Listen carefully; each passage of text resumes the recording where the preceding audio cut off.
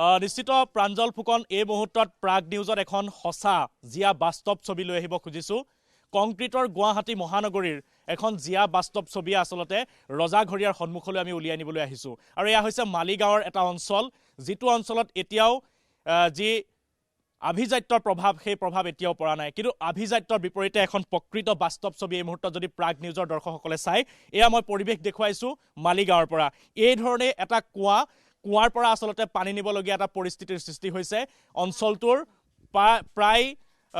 শতাধিক লোক আচলতে এই অঞ্চলটোত বসবাস কৰে। আৰু এই মুহূৰ্তত পোনে পোনে মই সেই দৃশ্য দেখুৱাইছোঁ। সেই দৃশ্য চোৱাৰ পিছত আপোনালোকে অৰ্থাৎ ৰজাঘৰীয়াই অনুমান কৰিব পাৰিব, যিহেতু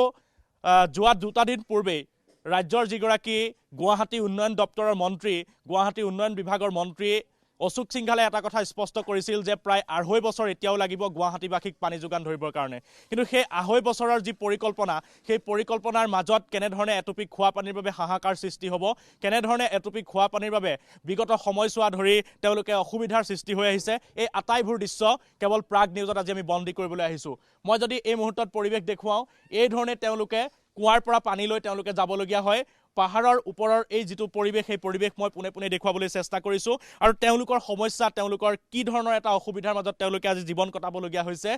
যিহেতু পানীয়েই মানুহৰ জীৱনৰ প্ৰাণ, আৰু সেই জীৱৰ প্ৰাণ পানীটুপিৰ কাৰণে এই ধৰণে তেওঁলোকে এটা পৰিৱেশ কটাবলগীয়া হৈছে। মই পোনে পোনে পৰিৱেশ দেখুৱাইছোঁ, তেওঁলোকে পানী লৈ ইয়াৰ পৰা গৈ আছে ওপৰলৈ। মই সেই পৰিৱেশ প্ৰাগ নিউজৰ দৰ্শকসকলক দেখুৱাবলৈ চেষ্টা কৰিছোঁ। এই মুহূৰ্তত এই ধৰণেই তেওঁলোকৰ এটা জীৱন প্ৰতিদিনেই চলি থাকে। কুঁৱালৈ তেওঁলোকে দিনটোৰ বিভিন্ন কথা চিন্তা কৰাৰ উপৰিও তেওঁলোকে কুঁৱাটোলৈ ওলাই আহিব লাগে যে পানীটুপি তেওঁলোকে কেতিয়া সংগ্ৰহ কৰিব। প্ৰায় 1 ঘণ্টা 1.5 ঘণ্টা ধৰি তেওঁলোকে পানী সংগ্ৰহ কৰিবলগীয়া এটা পৰিস্থিতিৰ সৃষ্টি হয়। আৰু এই ধৰণে ওপৰলৈকে লৈ যাব লাগে। কিমান কষ্ট, কিমান এটা সংগ্ৰামৰ মাজত এইসকল লোকে জীৱন কটাইছে, সেই পৰিৱেশ মই এই মুহূৰ্তত দেখুৱাইছোঁ। আৰু মই কথা পাতিবলৈ চেষ্টা কৰিম প্ৰাঞ্জল ফুকন। প্ৰাগ নিউজৰ জৰিয়তে আজি সমগ্ৰ গুৱাহাটী মহানগৰীৰ পৰিৱেশ দেখুওৱা হৈছে, য'ত কেইবাজনো সতীৰ্থ ইতিমধ্যে আমাৰ সতীৰ্থ সাজু হৈ আছে বিভিন্ন প্ৰান্তত। প্ৰত্যেকটো প্ৰকল্পৰ কাম কেনেকুৱা, সেই কামবোৰ বুজ ল'বলৈ সকলো সাজু হৈ আছে। আজি প্ৰাগ নিউজত 2.5 ঘণ্টা জোৰা এই বিশেষ যাত্ৰাৰ সংগী হ'বলৈ আমি আহিছোঁ মালিগাঁৱলৈ। আৰু এই মালিগাঁৱৰ ৰাইজৰ কথা, ৰাইজৰ বতৰা আমি শুনিম পোনে পোনে। যদি মই জানিবলৈ চেষ্টা কৰোঁ, বাইদেউ অকণমান আঁতৰি দিয়ক, মই এইফালে যাম। তেওঁলোকৰ সমস্যা ক'বৰ কাৰণে তেওঁলোকে এই ধৰণে প্ৰাগ নিউজৰ সন্মুখত সাজু হৈছে। বাইদেউ, মই এই মুহূৰ্তত আপোনাৰ পৰা জানিবলৈ চেষ্টা কৰিম, এটা প্ৰকল্প 2009 চনতেই স্থাপন হৈছিল, জাইকাৰ উদ্যোগত এই প্ৰকল্পটো স্থাপন কৰা হৈছিল। আপোনালোকে পানী পাইছেনে নাই? আমি পানী এতিয়াও পোৱা নাই। প্ৰকল্পটো আৰম্ভ হ'ল সঁচা, বনাই থৈছে, কিন্তু এতিয়ালৈকে পানী পোৱা নাই। অলপ দিনৰ আগতে আমাৰ ছাৰ আহিছিলে, ৰমেন্দ্ৰ নাৰায়ণ কলিতাদেৱ আহিছিলে, তেখেতে আমাক কথা দি গৈছে আমাক পানী দিব। আৰু আমি তথাপিও ছাৰক এতিয়া ক'ব বিচাৰোঁ, আমাক অতি সোনকালে পানীটো দিলে ভাল হয়। কাৰণ আমাৰ মানুহবিলাকৰ ইমান অসুবিধা হৈছে, মানে ৰাতি 2টাৰ পৰা টোপনি ক্ষতি কৰি কৰি লাইন পাতি পানী নিব লগা হৈছে। গাঁৱত মাত্ৰ 2টা কুঁৱাই আছে, তাকো পানী লেতেৰা হৈ যায়, পানী শুকাই যায় বৰষুণৰ কাৰণে বাট চাই মানুহে। আৰু সেইকাৰণে বহুত কষ্ট হৈছে। বিশেষকৈ আমাৰ মহিলাখিনি বহুত কষ্ট হয়, কাৰণ মতাখিনিতো ওলাই যায় কাম কৰিবলৈ, মাইকীখিনিকে পানীটো বেছি দৰকাৰ। আৰু গোটেই ৰাতি টোপনি ক্ষতি কৰি পেলাই পানী কঢ়িয়াই নি পেলাই যিকোনো মানে প্ৰত্যেকটো কামে পানী কঢ়িয়াই নি কৰিব লাগে। আৰু ধৰি লওক মহিলাখিনি ঘৰতো তেনেকৈ নাথাকে, বাহিৰত কাম কাজো কৰিবলৈ যায়। এই মহিলাখিনি বহুত কষ্ট হৈছে পানীৰ কাৰণে, বিশেষ পানীৰ কাৰণে। ছাৰে আমি অনুৰোধ জনাইছোঁ, আৰু ছাৰে কৈ গৈছে দিম বুলি। আমি ভাবিছোঁ ছাৰে দিব আমাক। তথাপি প্ৰতিশ্ৰুতি কিমান দিন? তেওঁ চৰকাৰ এখনৰ পিছত আন এখন সলনি হ'ল, এজনৰ পিছত আন এজন বিধায়ক হ'ল। আপোনালোকে জন্মৰে পৰা এই ধৰণৰ এটা পৰিৱেশেই পাৰ কৰিবলগীয়া হৈছে। প্ৰতিশ্ৰুতি কেতিয়া সম্পূৰ্ণ হ'ব? প্ৰতিশ্ৰুতি ছাৰে কৈ গৈছে আমাক। ধৰি লওক এতিয়া এইটোতো চন গ'লেই, 21 চন, 2022 চনত চাগে ছাৰে আমাক কৰি দিম বুলি। এতিয়া আপুনি এটা কথা গম পাইছেনে নাই নাজানো, আমি সেই কথাটোৱে আপোনালোকলৈ জনাব বিচাৰিছোঁ। 2024 চনৰ ভিতৰত আপোনালোকে পানী খাবলৈ নাপায়। কালি যিহেতু গুৱাহাটী উন্নয়ন দপ্তৰৰ মন্ত্ৰী অশোক সিংঘালে সেই কথা স্পষ্ট কৰি দিছে। গতিকে আপোনালোকে 2.5 বছৰ আৰু ভাল পানী খাবলৈ, এটুপি বিশুদ্ধ খোৱা পানী খাবলৈ আপোনালোকে বাট চাব লাগিব। কি ক'ব? আমি তেনেহ'লে বহুতেই দুখিত। ছাৰে আমাক কথা দি যোৱাৰ পাছতো যদি আমি ইমান দিনলৈ পানী নাপাওঁ, আমাৰ মানুহৰ অৱস্থা কি হ'ব? আজি ইমান দিনে আমি এই পানীৰ কাৰণে যি ভুক্তভোগী হৈ আছোঁ, ইয়াৰ পাছতো যদি আমাক এনেকুৱা কৰে, আমি একদম মানে ভাল পোৱা নাই। আৰু নিশ্চয় আৰু সুধিম, বাইদেউ কেনেকুৱা আপোনালোকৰ অৱস্থাটো কেনেকুৱা হয়? আমি এই মুহূৰ্তত প্ৰাগ নিউজে দেখুৱাইছোঁ যে এই ধৰণে এটা কুঁৱাৰ পৰা পানী লৈ যাবলগীয়া হৈছে ওপৰলৈকে। যথেষ্ট কষ্ট, কি ক'ব এই মুহূৰ্তত কেনেকুৱা হৈছে আৰু এই মুহূৰ্তত ৰজাঘৰীয়াই হয়তো প্ৰাগ নিউজ যদি চাই আছে আপোনালোকৰ মৰ্মবেদনাবিলাক শুনিব আৰু সেইকাৰণে আমি আজি প্ৰাগ নিউজ আহিছোঁ কি ক'ব চৰকাৰেতো সলনি হৈয়ে আছে চৰকাৰৰ এইখিনি দৰকাৰ আমি যদি এটা পানী নাপাওঁ আমি কাম কৰিব কেনেকৈ যাম আমি কেনেকৈ ঘৰখন চলাম আমাৰ চব কামলীয়াই মানুহ চোৱা এনেকৈ এতিয়া পানী নিম তাৰপিছত আমি ঘৰ চলাম আহি কিনে পানী নাপালে ঘৰখনৰ এখন অশান্তি চৰকাৰে প্ৰত্যেক বছৰ এটা আশা দিছে এই আশাটো আমাৰ প্ৰত্যেকবাৰ কোনোদিন পূৰণ হোৱা নাই আৰু আমি পানী পানী কৰি জীৱন গৈছে এইবাৰ চৰকাৰক আমি এইখিনি অনুগ্ৰহ কৰোঁ ৰমনাৰায়ণ ডাঙৰীয়া বা হেমন্ত বিশ্ব শৰ্মা ডাঙৰীয়াক আমাক যেনেকেই নহওক মাধৱদেৱ নগৰত পানীখিনি উদ্বোধন কৰি দিব লাগে নহ'লে আমি নিগনীয় অৱস্থাটো বতৰক মাতিছোঁ আমি পানীৰ কাৰণে ভেকুলীৰ বিয়া পাতিছোঁ পানীৰ কাৰণে আমাক চৰকাৰে এইখিনি কিয় দুখ বুজা নাই প্ৰত্যেক ঠাইতে পানীৰ ব্যৱস্থা হৈছে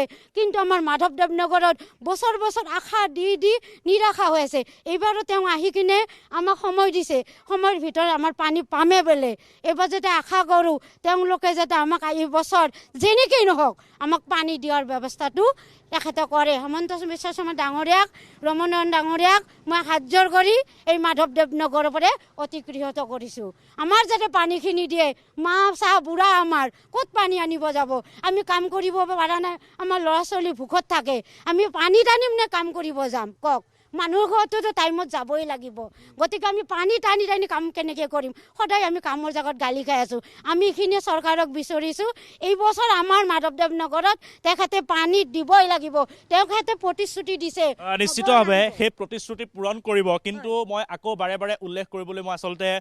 মনত দুখ পাইছোঁ নিজকে কাৰণ গুৱাহাটী উন্নয়ন দপ্তৰৰ যিগৰাকী মন্ত্ৰী অশোক সিংঘালে পুনৰ উল্লেখ কৰিছে যে প্ৰায় 2.5 বছৰ সময় এতিয়াও লাগিব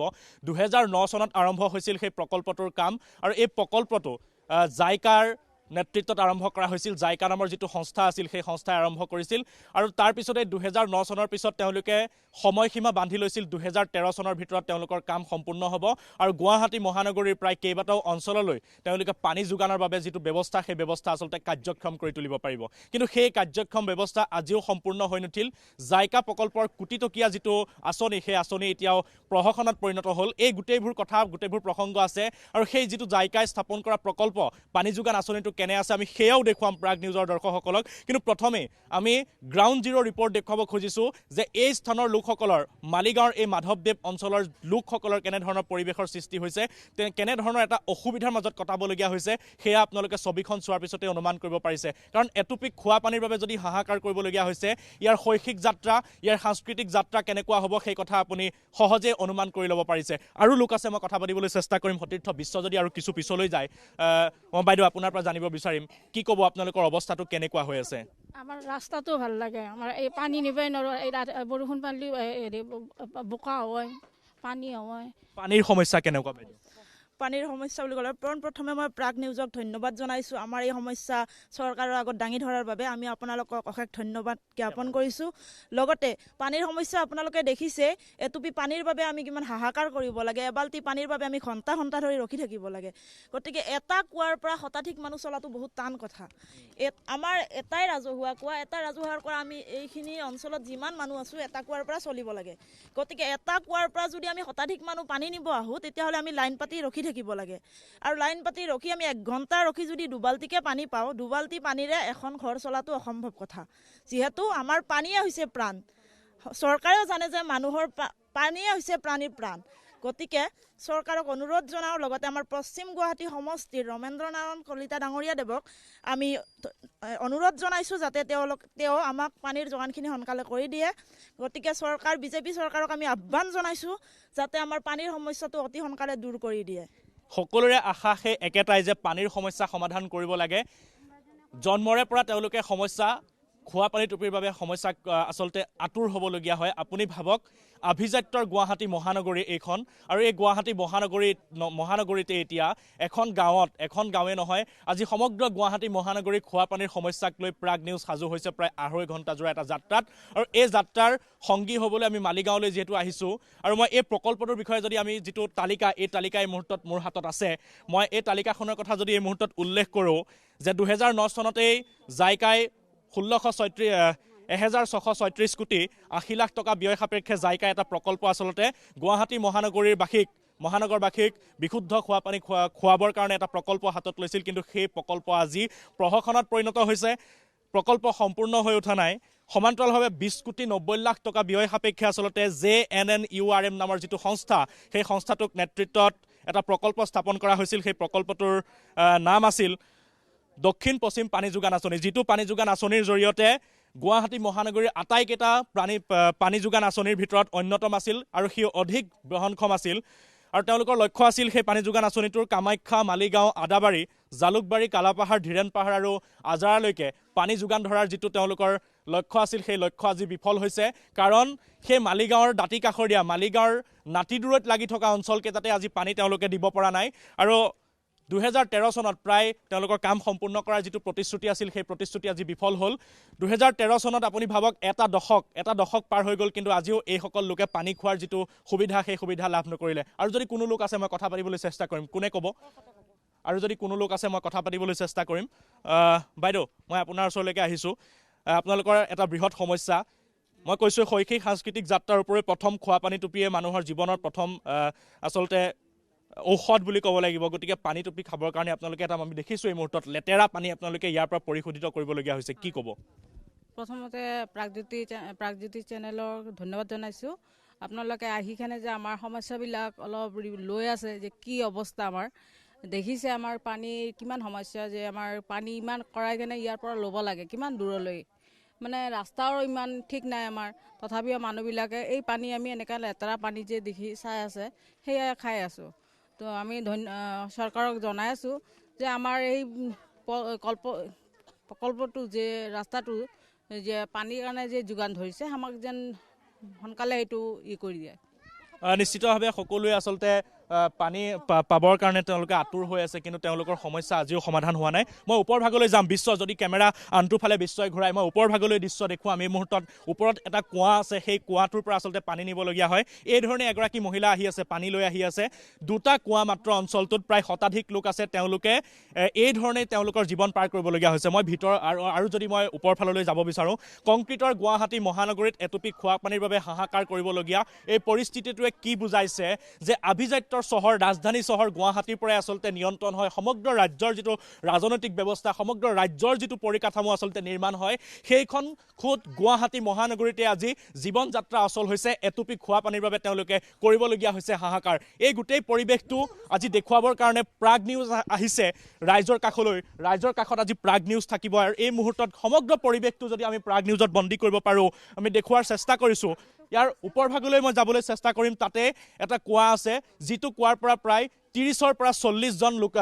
পৰা 40 ঘৰ লোকে তেওঁলোকে পানী ইয়াৰ পৰা লৈ যায় আৰু এই গোটেই যিটো পৰিৱেশ এই পৰিৱেশটো চোৱাৰ পিছত প্ৰাগ নিউজ দেখাৰ পিছত অসমৰ ৰাইজে এটা কথা অনুমান কৰিব পাৰিব ৰজাঘৰীয়া এটা কথা অনুমান কৰিব পাৰিব যে প্ৰকৃতাৰ্থত যদি 2.5 বছৰলৈকে পানী নাপায় তেনেহ'লে এইসকল লোকৰ কেনেকুৱা এটা অৱস্থা হ'ব ইয়াতে শিশু আছে বহু শিশু আছে এই শিশুসকলৰ যদি ৰোগত আক্ৰান্ত হয় তেনেহ'লে ৰোগত আক্ৰান্ত হোৱাৰ পিছত আটাইতকৈ আজিকালি ৰোগ হোৱাৰ অন্যতম এটা কাৰণ হৈছে লেতেৰা পানী আৰু সেই লেতেৰা পানী খায়ে তেওঁলোকে এতিয়া জীৱন নিৰ্বাহ কৰিবলগীয়া হৈছে আৰু কিন্তু 2.5 বছৰ যদি আৰু পিছ পৰিবলগীয়া হয় আৰু সময় যদি লগা হয় এই জাইকা প্ৰকল্পটোৰ কাম JNNURM নামৰ এই যিটো সংস্থা এই সংস্থাক দায়িত্ব দিছিল সেই দায়িত্ব আচলতে তেওঁলোকে পালন নকৰিলে কেনেধৰণৰ এটা পৰিৱেশ সৃষ্টি হ'ব কেনেধৰণৰ এটা অৱস্থা সৃষ্টি হ'ব সেই কথা আপুনি সহজে অনুমান কৰিব পাৰিছে মই ওপৰ ফাললৈ বিশ্বক যদি কেমেৰা ঘূৰাবলৈ কওঁ বিশ্ব এই মুহূৰ্তত দেখুৱাই আছে কি ধৰণে এটা জীৱন যাত্ৰা আপোনালোকে চাওক এয়া হৈছে কংক্ৰিটৰ গুৱাহাটী মহানগৰী আৰু কংক্ৰিটৰ গুৱাহাটী মহানগৰীৰ মালিগাঁৱৰ মাধৱ নগৰলৈ আমি আহিছোঁ নামত নগৰ কিন্তু গ্ৰামাঞ্চলৰ এটা ছবি যিখন ছবিয়ে আমি উদঙাই দিব খুজিছোঁ যে ৰজাঘৰীয়ে এবাৰ চাওক চৰকাৰ প্ৰশাসনে এবাৰ চাওক গুৱাহাটী উন্নয়ন নিগমে এবাৰ চাওক পৌৰ নিগমে চাওক GMCৰ নেতৃত্বত আচলতে 30-40% তেওঁলোকে ইয়াতে অংশীদাৰ হৈ থাকে গতিকে এই গোটেই সমগ্ৰ পৰিৱেশটোৱেই কি ধৰণৰ এটা পৰিৱেশৰ মাজত আছে সমগ্ৰ পৰিৱেশ আমি প্ৰাগ নিউজত আজি দেখুৱাবৰ কাৰণে আহিছোঁ প্ৰাঞ্জল ফুকন স্ক্ৰীণত যিসকলে চাই আছে সেই কথাটোৱে আজি অনুমেয় হৈছে আৰু এই মুহূৰ্তত পাহাৰৰ ওপৰ ভাগৰ যদি দৃশ্য আপোনালোকে চাই এইটো কুঁৱা সতীৰ্থ বিশ্বই ক্ল'জ কৰি দেখুৱাব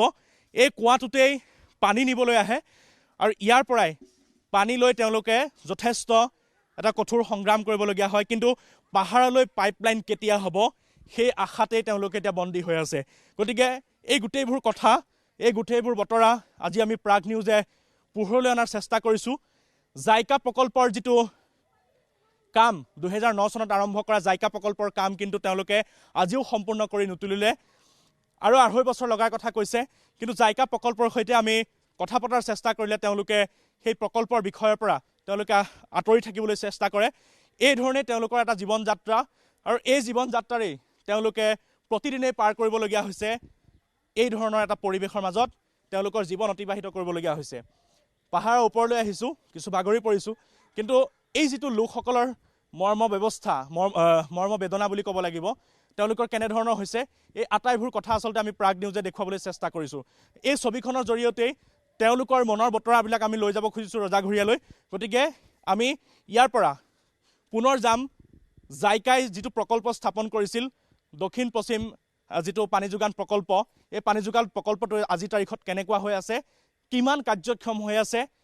পাইপত মামৰে ধৰিলেনে তাৰ পাইপেৰে পানী পৰিবাহ হয় এই আটাইবোৰ কথা আমি কিছু সময়ৰ পিছতে সেই প্ৰকল্পটোৰ পৰা প্ৰাগ নিউজৰ দৰ্শকসকলক দেখুৱাবলৈ চেষ্টা কৰিম প্ৰাঞ্জল